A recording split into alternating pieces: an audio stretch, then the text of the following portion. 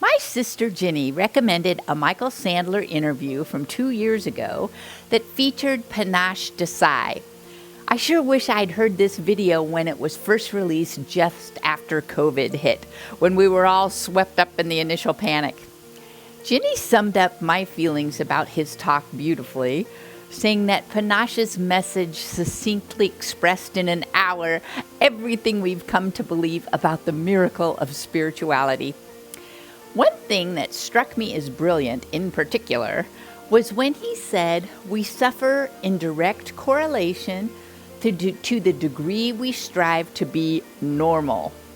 In his case, living in London with his family of Indian heritage, he could only be termed successful if he was a doctor, lawyer, engineer, or some other highly paid and respected profession. As a result, he was studying law to honor his grandfather's wish for him. But after a profound spiritual awakening experience, he could no longer deny his soul. He followed his heart and switched to studying philosophy. His whole life changed from stifling to sparkling.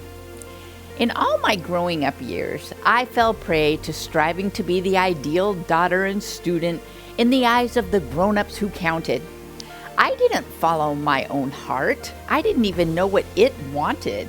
Instead, I tried futilely to measure up to external expectations of perfection. Then I felt guilty and manipulative when I got others in trouble in order to make myself look good.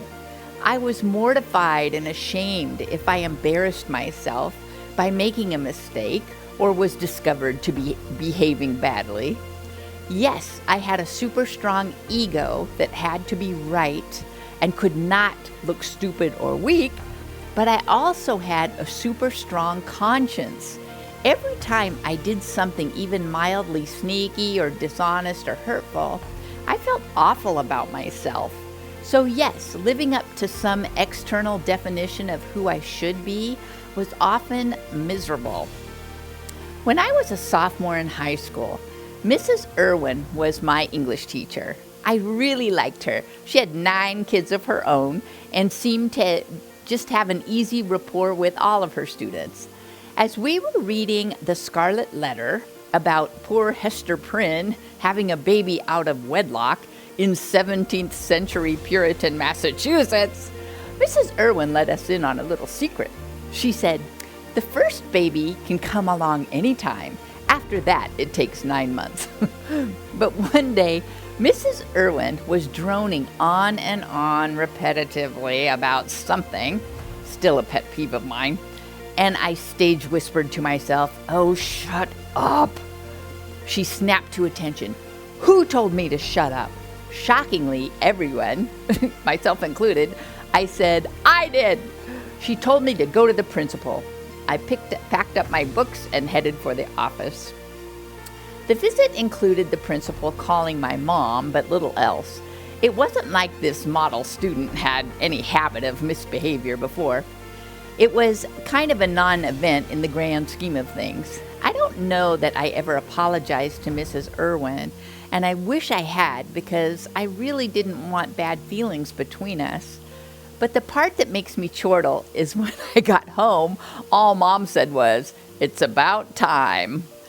In fact, this little event marked a turning point, I think. That year, I turned 16.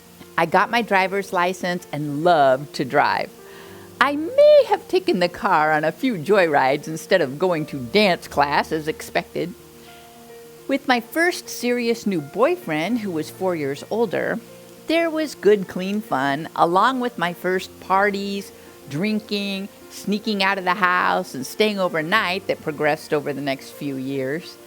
Because my parents trusted me, even when they probably shouldn't have, I started to make my own decisions and become more independent in my behavior and thinking. I maintained a solid respect for my family and for myself, but I was starting to break free of that fake angelic persona, and it was such a relief. I wasn't always proud of myself, but I wasn't restricted to some rigid picture of how I had to appear. We were fortunate in my family that our parents didn't have strict expectations of what we should study if we did decide to go to college, or what professions or lifestyles we chose. Luckily, they modeled integrity, high personal standards, a good work ethic, humor, and kindness. So those things turned out to be important to all of us kids. The reason Panache's statement made such an impression on me is because I personally experienced how frustrating, tense, and painful it is trying to live up to somebody else's expectation or some external expectation. Only after I learned to follow my own heart's desire could I hope to shine that divine.